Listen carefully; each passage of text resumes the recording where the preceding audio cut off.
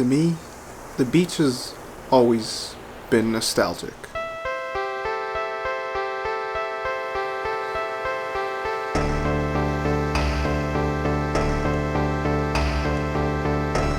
I don't know why that is, but when I'm there, it just clicks. You know what I mean?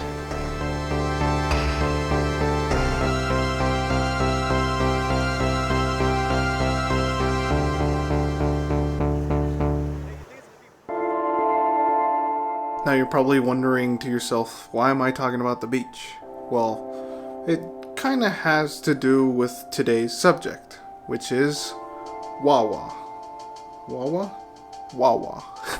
So last week our subject was fire. Naturally, this week is all about water.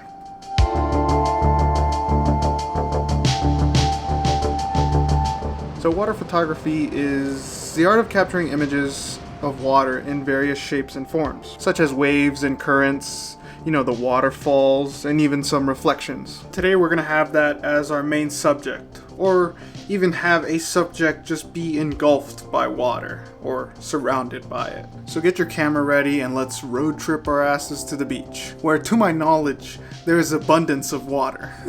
Let's start with something simple, like waves. So when you're taking these photos, you're gonna want the waves to be doing their thing. You want the photo to be dynamic. You want the waves to be stopped in action. But how do we do that, you might ask? When you want to capture something in action, you'd want that faster shutter speed. It honestly depends on the lighting conditions. Experiment and go from 1/1000th of a second to all the way up to 1/8000th of a second. So you can freeze that wave in time. But don't get discouraged if you don't get it right the first time. The current is always flowing and you're gonna have literally unlimited chances to get what you really want. Why not get a wave crashing down on some rocks, or even try to take stuff during a rainstorm or other weather conditions? The waves of the water can constantly change significantly. I remember taking this one in the LA River during like a rainstorm, and it was just crazy to see the freaking height of the water, because I'm usually at the bottom of that LA River, and looking at it now, I'm just like, oh shit, I'm glad I'm not there while this is going on. Now let's move on to another type of water,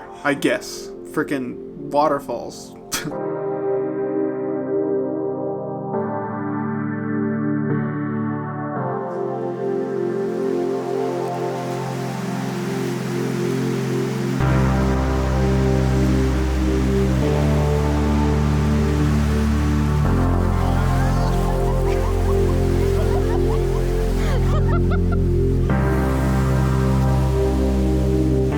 You could easily apply the same tactic you use when taking pictures of the waves to shoot some of these waterfalls.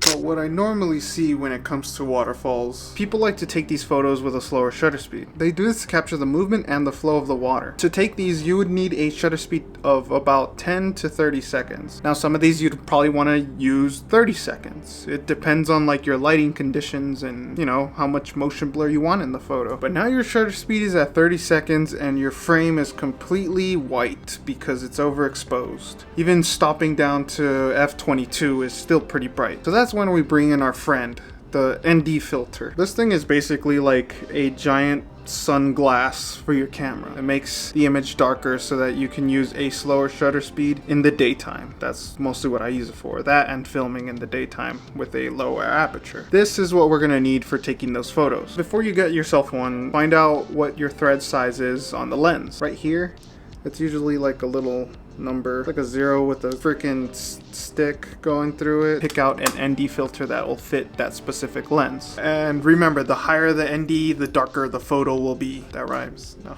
So make sure you pick out the right one for yourself. For me, I got the ND 128, and that one works perfectly fine for what I need it for. But now let's calm things down and get away from all the chaotic nature of water. Let's just screw around with still water. Now, still water has a very nice reflective surface, and you can use this to take pictures of whatever the subject is above the water, as you can see in this picture of a duck that I really like.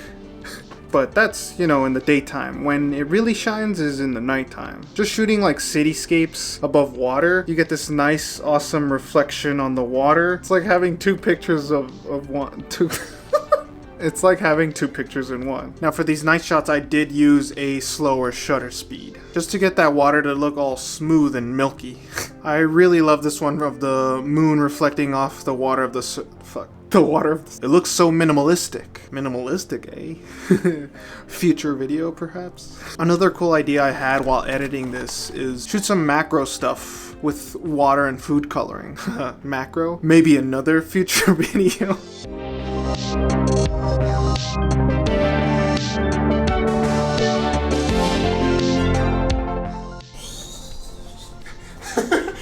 Okay, I love how you're getting excited about it. That's fucking cool. You want to make green eggs and ham now? Well, we don't have ham. Fuck. Get some cool creative stuff going, you guys. Freaking experiment, god damn it. Ugh.